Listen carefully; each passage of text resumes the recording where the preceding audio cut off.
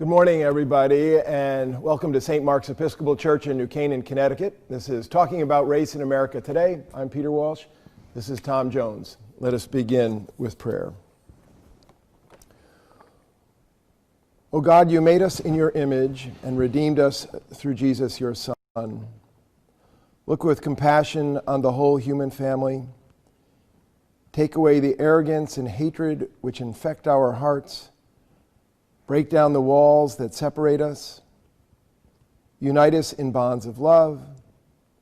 And work through our struggle and confusion to accomplish your purposes on earth, that in your good time all nations and races may serve you in harmony around your heavenly throne. Amen. Amen.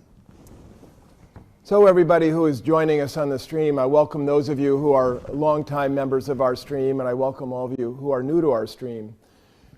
The conversation that we're having today is set up really for you, so you can participate in this conversation by going down and where it says click here to send in a thought. I'd love it if you'd send your questions in, and Jill Sakoulis, our director of all things St. Mark's, we'll see if she can sort all that out and bring those questions to Tom. I would also like you to think about during the conversation we're going to have today, which is going to be in part about what's happening this week, but also about the systemic issues around the economy. As we think about next week, I'd love it if perhaps you might share a thought about what this conversation might be about next week. Now, Tom, as many of you know Tom, but those of you who do not know Tom, an extraordinary story, Tom, and that story comes out in your memoir where you're pictured on the cover with your fist up and a gun and a machete on your hip, and you rise to the highest heights of corporate America. And I want you to think about this book, folks. This book is the winner of the, it is a prize-winning 2020 Axiom Business Book Award Bronze Prize in the memoir and biography category. I'll tell you, this is a great read. After I got it done, I said, Tom, how did you, a businessman, put together such a book? It's very compelling. And as the world turns here, books about race are exploding. Books like White Fragility at the top of the reader's list in the United States, and I recommend this book highly. Tom, as I said last week, you're impossible to introduce because there's so much, but there's the memoir if you want to see Tom. So 55 years ago, you walked out with that gun out of Willard Straight Hall at Cornell. That led to an incredible unfolding of the Afro Studies Department at Cornell, and it kicked off a life in which you ended up rising to the top of the corporate pyramid in America. You have an unbelievable life partner in Addie, built a family. How you all did that. A lot's happened in 55 years, but a lot's happened in the last week.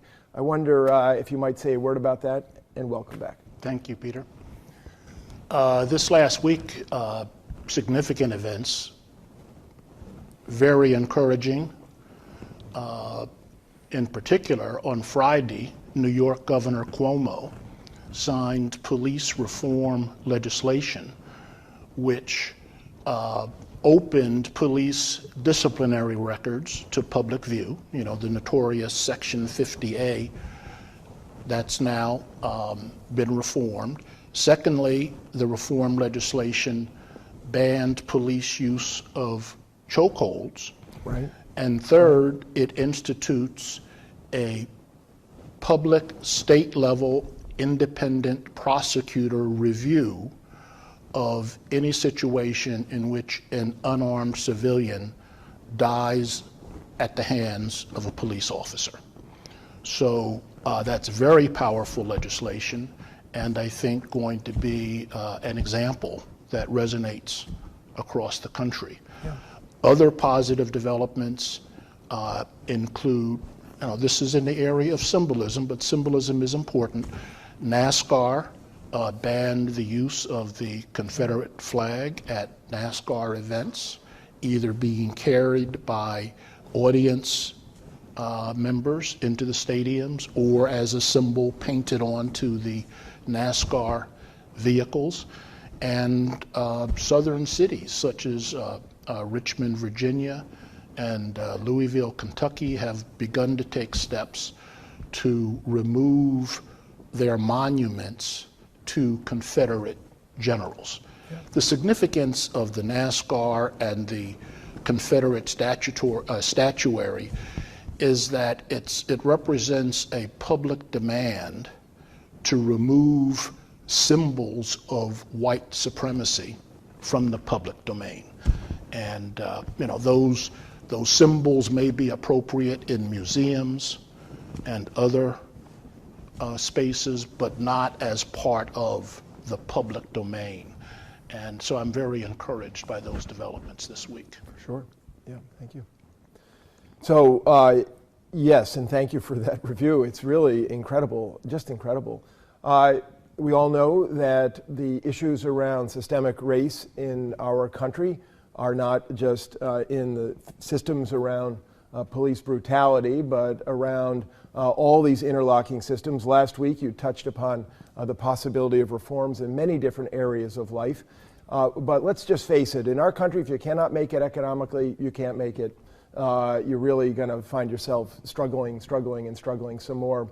And the effects of that are incredible. 13% of the population identifies as black, and yet 30% of the COVID cases are in the black community, would be an example of the fallout of some of the economic issues. Tom, you have, in your 55 years, lived through many different stages of economic evolution in our country. We've had some conversations about this. I find it absolutely fascinating. I wonder if you might share some of your insights about the changing state of capitalism in the country and its effect on all of us, but in particular on people of color. Well, Peter, I think that the political passion that we're now seeing in the streets, while it's going to continue a focus on police brutality, I think increasingly will begin to ramp up the focus on economic inequality because, as you suggested, that's the core reason why the pandemic, why COVID-19 has had a disproportionate impact on communities of color. And since this is a presidential election year, I think the intensity is going to be increasing as we move towards November with regards to issues of economic inequality. So I want to say that, again, I see a ray of hope, reasons, rays of sunshine, reasons for hope with regards to how we might think about these questions of economic fairness, which have issues of morality implicit within them. And I want to frame the discussion by giving an example from my own life. So when I started my career in the early 1970s, as in the first wave of African Americans that entered corporate America in significant numbers, and what I found was a system that I would call benevolent capitalism. It was common for employees to have long tenured employment, often career employment. It was common to have very generous family medical benefits. It was common to have generous defined benefit corporate pensions, which were intended to replace 50 to 60% of the employees' higher tier income pre-retirement, which in combination with Social Security was intended to afford a dignified standard of living in retirement, and perhaps most powerfully, there was a tone of moderation at the top amongst the leadership. So, for example, when Reginald Jones retired as the CEO of General Electric in 1981, and GE was the most admired company in the country, and Reginald Jones was the icon of corporate America, the most admired CEO in the country year after year after year. When he retired, media reports said that he was walking away with $10 million. And, that's $10 million in 1981 is equivalent to $40 or $50 million today. So he was wealthy, but he was not so wealthy that he was what I would call out of touch with the community in which he lived.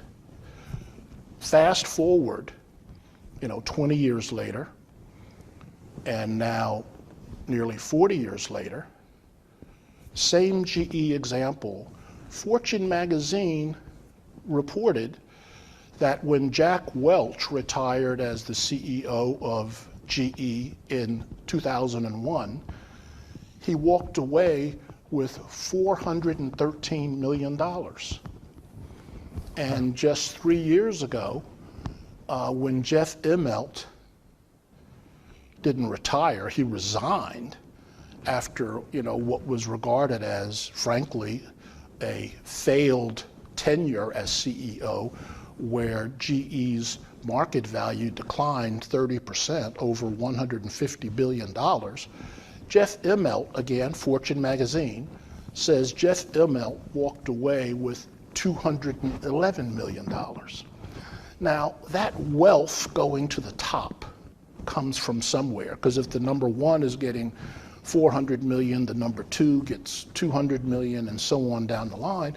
And where that wealth at the top comes from is that you don't see the same generous defined benefit pension plans anymore. If they've become defined contribution plans, where the risk of is my pension funded adequately and is it invested prudently, all of that risk is now borne by the employees. The medical plans, are the co-pays and deductibles and so on and so forth. It's rare that people have expectations of lifetime employment at the corporation. Most major American corporations, have outsourced various functions. Call centers are now in India and in the Philippines. Even things like legal research are being done in India. Manufacturing has been outsourced in significant ways to places like Mexico and China and Vietnam.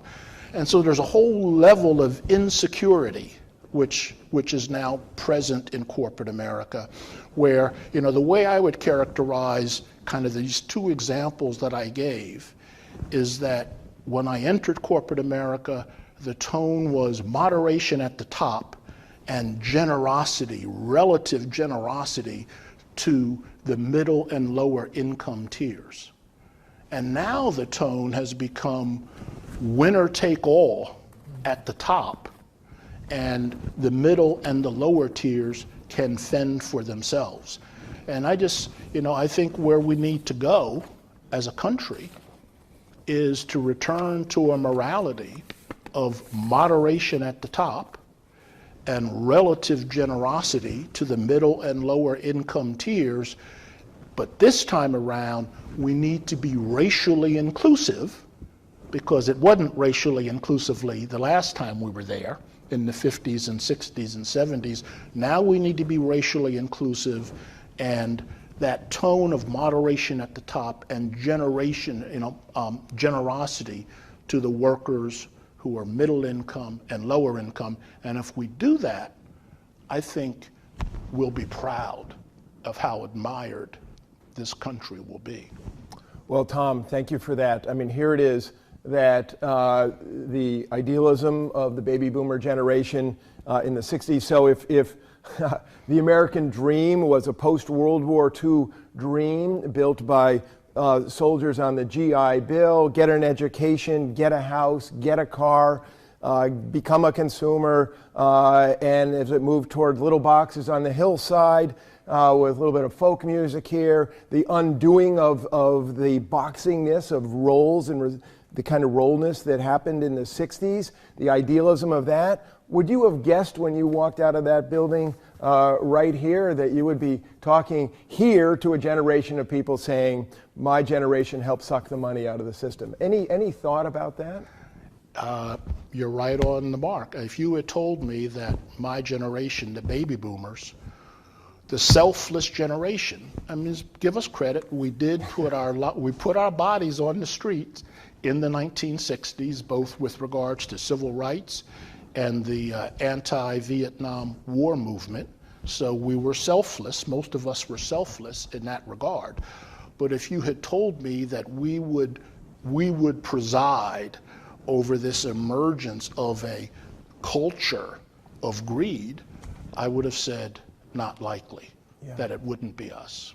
But it has been us. So interesting. You know, I'm just, again, you are on, just to name a few, on the boards of directors of Assured Guarantee, the Altria Group, Freddie Mac, Travelers, TIAA Kraft, Fox Entertainment Group, Pepsi Bottling Group, Thomas and Betts, Eastern Enterprise, Federal Reserve Bank of New York. You've also served as trustees at Cornell Medical School, Mass General, Children's Hospital in Boston, PBS, Channel 13 in New York, Brookings Institute, and the Boston Ballet.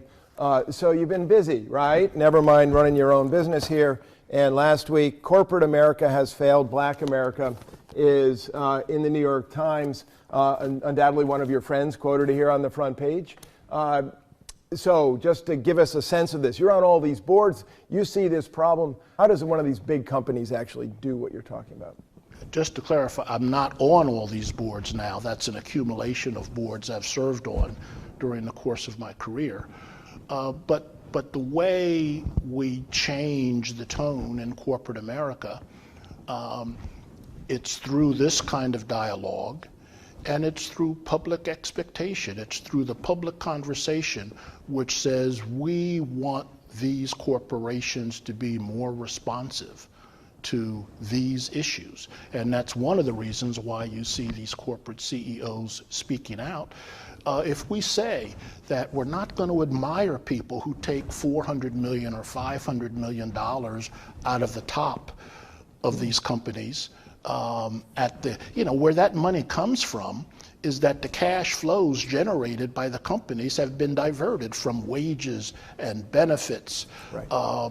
And it's been diverted towards paying dividends and stock buybacks. And if we say that we're not going to admire that behavior anymore, and we don't expect corporate boards to reward that behavior anymore and support that behavior, it will change. We will return to the kind of public standards of moderation that we previously practiced. And that's why this kind of dialogue is very important. And that's why I want this message to be heard and thought about by the St. Mark's parishioners. We have people in a congregation like St. Mark's who are very senior executives in corporate America, and they need to ponder this. You can't just come to church and this is just Sunday. The morality that is called for in our Christian faith extends to what we do during the week and how we treat other people and how we view the workplace that we control. And so that morality of generosity to others, I mean, this is what you find in the Bible. Jesus is focused on the least of us, right? This is what's in the Bible. And so the kind of people who attend St. Mark's are the people that can be the leaders with regards to extending this tone of moderation and humility and generosity towards others who are not as wealthy as we are. We should be leaders in that. Well, even as you're saying this, I'm watching your right hand, and on your right hand you have a little set of beads that came from a wadi halfway down from Jerusalem down toward the Jordan River. a little Bedouin kid out there at dawn while we were on the Holy Land pilgrimage, came out and sold you that bracelet, which you paid a fortune for, relative to its worth, but you paid it out of the generosity of your heart. Last week we received some questions. Let me just say before you leave that. Yeah. You're right, it's from Nawadi. I did not buy it. This, I want to give a shout out to St. Mark's parishioner Kathy Pike, who sent me the loveliest email this week, commenting on the conversation we had at last Sunday's forum. And this prayer bracelet is a gift that Kathy Pike gave me during, we were both participants in the St. Mark's pilgrimage to the Holy Land last year. And so when I replied to Kathy's email, I told her that I was going to wear her prayer bracelet at today's forum. Well, Kathy, that is the best. Kathy, what a holy-hearted human being. Was there ever a greater one than that? And on the first pilgrimage to the Holy Land, Kathy had such a heart for everybody she met, knowing that the economic system of the Palestinians was so terrible. She bought everything that she could buy. And at one point, her beloved husband, Bill, who, God rest his soul, another love, who was, died of COVID-19, Bill said to her, Kathy, you got to stop buying this stuff or I got to go home and sell stock in order to pay for it. Anyway, really great. We had some questions last week that we weren't able to take, and I want to call out one of them right now because you've already started to touch on it. It comes from a leading executive, as you said. And Jill, you want to just cue that one up and let Tom have at it and expand maybe a little bit on what you just said? Yeah, absolutely. So the question is, what role can the church play in helping to close the gap of inequality and at the same time promoting healing and unity among our people?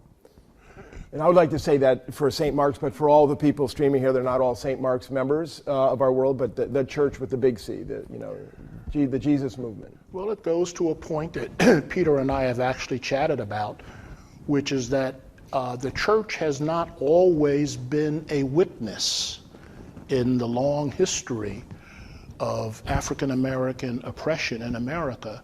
The church has not always been a witness for doing the right thing. People from the church, individuals from the church, have often been in the leadership of movements like the abolitionist movement. It's powerful and important if the church as a body begins to speak out and say that these issues of racial justice and economic fairness are important, and that the time has come for America to deal with these issues and to lift ourselves to actually practicing a higher moral standard. I think if the church, generally speaking, magnifies that message, it will be heard by our political leaders, and it will be responded to. We are so blessed to have perhaps the most charismatic person I have ever met, and just love this man as we all do, Bishop Michael Curry, as the presiding bishop of the Episcopal Church, who has laid out for us the way of love to, how you walk in Jesus' feet. Well, do the loving thing. One of the things we said last week, Tom, was, or I mentioned that in a tsunami, it's not actually the wave that wipes out everything. It's all the water underneath that actually wipes out everything. And I feel like we're witnessing something that's a tsunami of sorts, a wave of sorts, but the real power is the portion that's underneath, not just all the voices at the top, but the common person in the pew, the common person in our country is having an awakening moment. I think this is part of the Great Awakening. What's God doing in our neighborhood? Well, I think God is awakening us to see all things shall be revealed, and we as people, white people, brown people, all shades and sizes can say we see, and some of the people are saying we've already known, but now you're able to see. And so the common person in the pew can say, okay, my heart is strangely warmed by the realization of all of this. So I know one of the other questions was, how is it that you in your journey went from being the guy with the gun to sitting here? Have I said that about right, Jill? As people are Yep. converted as individuals, you also were converted somewhere along the line. Right. So the questioner asked, there's a lot of anger out there, and at one point you two say you were a very angry young man. What brought about your change from anger to optimism, given your continued commitment to the cause? Well, that's also a story of Christian faith. You know, my father was a Presbyterian minister. In addition to being a scientist, he had a master's degree in physics from Indiana University and was a licensed professional engineer. But he had a deep, deep faith, and very powerful faith. And while as an angry young man, I was ready to fight and die over issues of racial oppression in this country, because I felt it had to end with my generation. You know, it's not uncommon for a Christian, I mean, lots of Christians fight in wars and die in battles, so it's not uncommon for, you know, a young man who's a Christian to also be angry and ready to fight. But as I saw this country with the legislation that occurred in the 60s, and it appeared to be making a turn towards the left of opening up of opportunity for African Americans instead of a right-hand turn towards oppression and suppression, I wanted to participate in that. And fundamentally, you know, I'm a person that tries to live a positive life, meaning you see the good, you see the opportunity, the positive possibility. And that's so, I mean, Christianity is a faith that's about hope and possibility. And so I wanted to turn towards positive energy and participate in this new world that might be opening up, and you know, put my energies into that. I didn't think I had much of a chance to succeed because I was the black radical from Cornell. I chose to, you know, fight my battle in the corporate world because I said that's where the toughest fight is going to be, because that's where the wealth is. But I took a really positive attitude of, you know, all I can do is control the things that are within my power. Within my power, it's my attitude, it's my commitment to excel, and it's the way that I treat other people. And that's all you can do. And excel at those things that are within your control. And if you get fired, so be it. You know, you walk away with pride that you did the best that you could do. And it just, you know, that faith, you know, it carried me through. Oh, beautiful. What a gorgeous witness. And I would just again to say this book that you can get through Amazon has some of that in it. Tom, thank you for bearing witness to that. You know, the question about what can the church do, part of it is what do we as individuals within the church do in moving it. And the church has always lived by witness of people who've gone before us, and you are a living witness, and that's one of the reasons we want to sit with you, so that you can share not only the stuff of your head, the great insights, but also to share your heart and your soul, because that's the heart and the soul is the thing that moves the needle. Not that the head doesn't, not that legislation doesn't matter, which of course it structurally matters, but it's people's hearts that are moved that really, you know, to bear their witness, to walk the way of love, and to do the best you can. But it's taken a huge toll on you too, Tom. I mean, you've received many, many benefits from all this, but these are not things that just rain down from heaven upon you. You and Addie had to partner up for, you know, the long journey. Well, you know, actually want to give a shout out to Addie, my wife Addie, because today is our 45th anniversary. Nice. And America is remarkable in some ways. Even during the darker periods of our history, there have always been rays of hope and opportunity. So, as an example, when Addie and I first married, on our honeymoon, I talked about how I didn't think, I said, I'm doing really well in my job, but I don't think I have the skills, the full skill set that I need, that I'm going to need to sustain success over the long term. So I talked about how I needed to get an MBA in finance and accounting. The plan for doing that. And I also said, we both have good jobs. In a capitalist economy, it's important to not just have labor income, i.e., the earnings we receive by going to work every day. It's important in a capitalist economy to have what I would call capital asset income, i.e., income that's generated from investments that you've made. And I said, if we live on one salary and save the other salary, we'll be able to invest and accumulate some capital and begin to invest.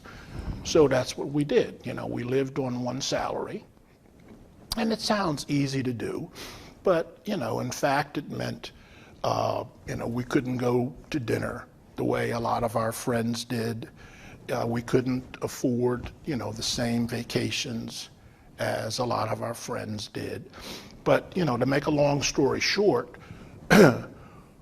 within a couple of years, I'm looking at reading the Sunday Globe one Sunday, and I see this ad from the Boston Redevelopment Authority with regards to them selling property that they had acquired around the city, tax liens, and in this particular case, a couple of burned out abandoned brownstones in the south end of Boston, on Columbus Avenue near Dartmouth Street, for those of you who know Boston. I knew the neighborhood because we lived in the South End, which was then in the early stages of redevelopment. And I said, this may be our opportunity. We applied to acquire those two burned out brownstones. We were the only people in the whole city of Boston that even applied. To make a long story short, within 3 years, we had a 10-unit apartment building. We had our own, 2-bedroom unit on the top floor with a roof deck overlooking Copley Square. It was only 2 blocks from Copley Square, if you can believe that, okay? And, that was our first capital asset, so to speak. 3 years later, we did an 8-unit building. And, I actually considered to be real estate development to be my fallback position if I got shut out of corporate America. That was going to be my fallback. I never went that way because I frankly kept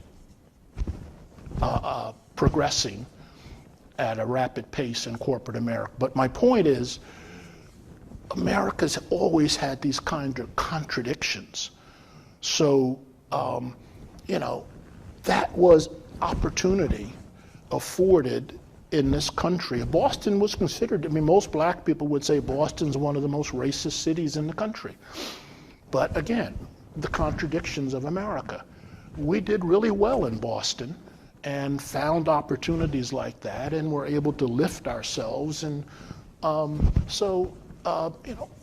what America needs to be about now is understanding those good stories and just broadening out the range of people to whom those kinds of things are possible. Beautifully said, beautifully said. Jill? Okay, questions are pouring in. Let's see. So along those same lines, if you share your thoughts about how the lack of affordable housing and how that perpetuates economic disparities, and again, how can the church help in solving this problem? Well, our town of New Canaan is an example. I spoke last week to the way in which, the meritocracy in America is fed by the quality of education that towns like New Canaan deliver to their children, who then excel within whatever is defined as the standards needed in the meritocracy.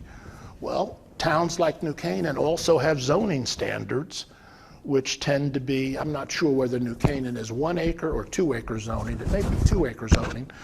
And 2 acre zoning for new development means, by definition, you're not going to get much low and moderate income housing being built in New Canaan. And, New Canaan is not an exception in this regard. This type of it's called exclusionary zoning. And this is practiced all over the country. It's one of the reasons why these kind of Gold Coast, Fairfield County, Connecticut towns, thrive as, the enclaves that people want to get into. But there are examples like this all over the country.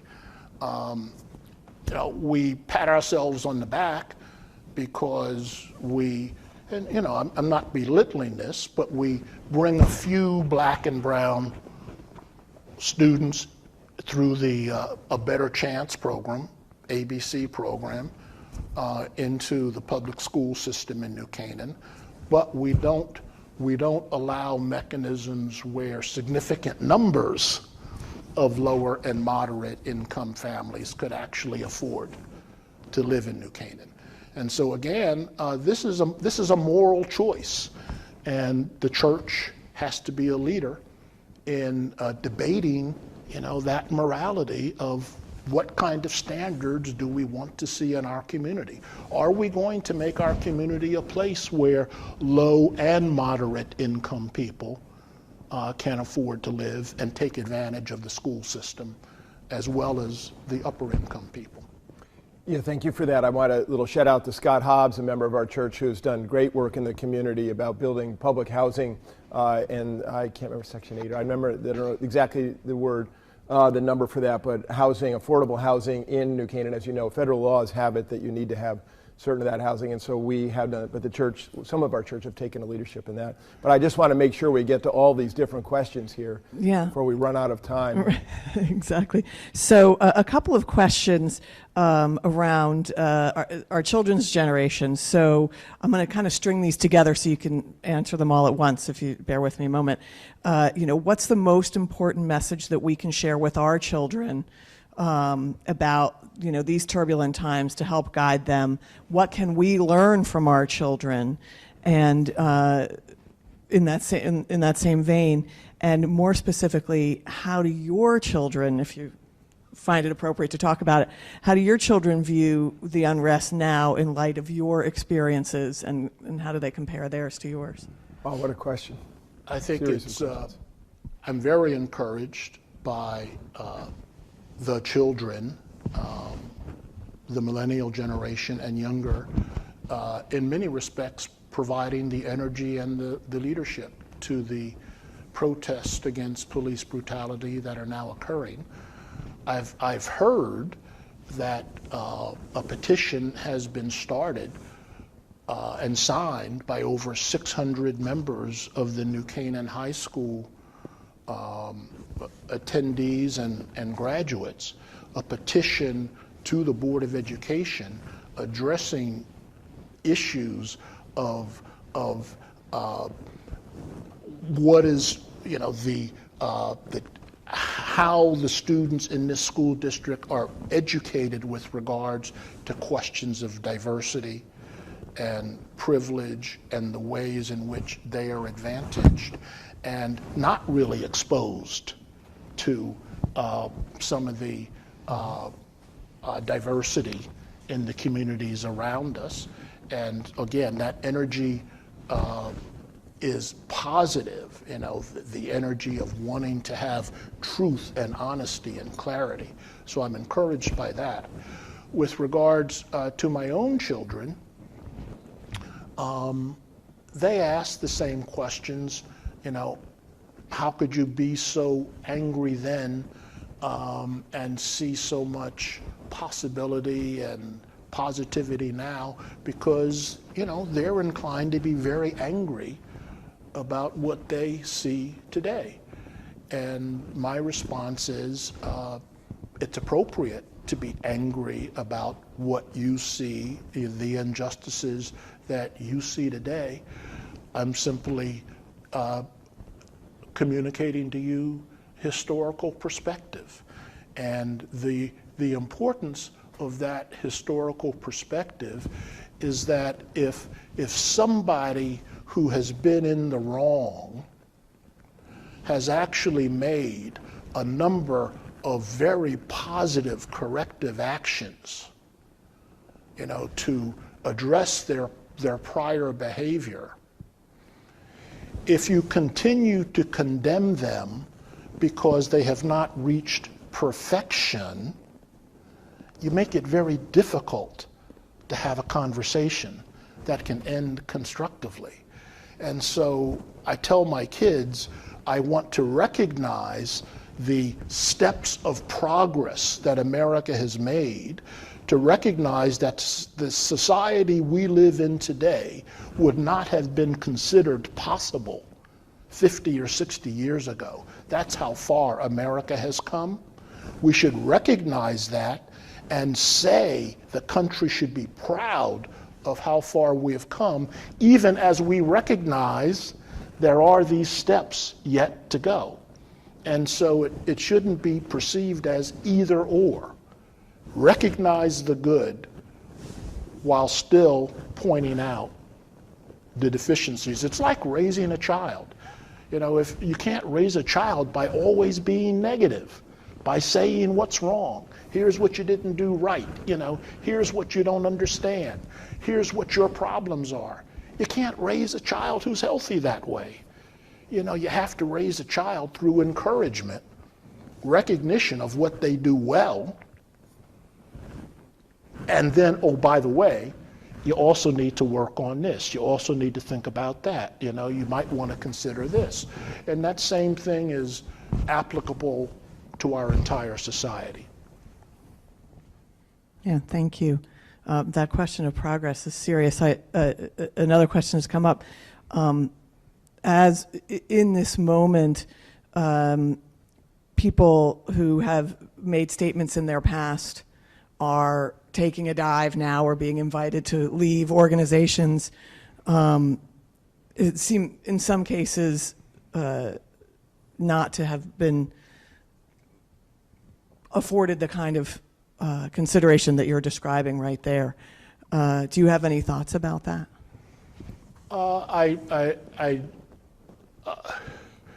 Again, I go to my faith. Jesus didn't say, if you're a sinner, stay away from me. Jesus didn't say, if you have sinned, I have nothing to do with you. It's all about repentance for your sin and commitment to renewal. And that's the attitude that I have. Now, let me give one caveat. So let me give a distinction. I don't condemn people like, say, George Washington or Jefferson for being slaveholders as well as founders of democracy. I don't condemn them even though they were beneficiaries of this pernicious sin of slavery. They were products of their time. I do condemn say, take that Confederate example, the flag and the monuments. These are people who actually fought an armed insurrection against the country in defense of slavery. That should not be honored. You know, the fighting to preserve that sin of slavery and trying to, in effect, destroy America as the country was moving to abolish slavery, you know, I condemn that, and it should not be honored. So if you can understand, I don't condemn the person, I condemn the honoring and the, you know, making monuments to that person. I will always have room for reconciliation with those who repent their wrongs. I have more, but maybe we ought to save them since the bell's ringing. Yeah. Oh, wow, Tom. What an incredibly beautiful way to end, and particularly as we are working toward July 4th weekend, a few weeks from now, and we think about what are the formative foundations of our country and what are the symbols by which we live by, the power symbols, the things that are unspoken but are said mightily by what we see, what we honor.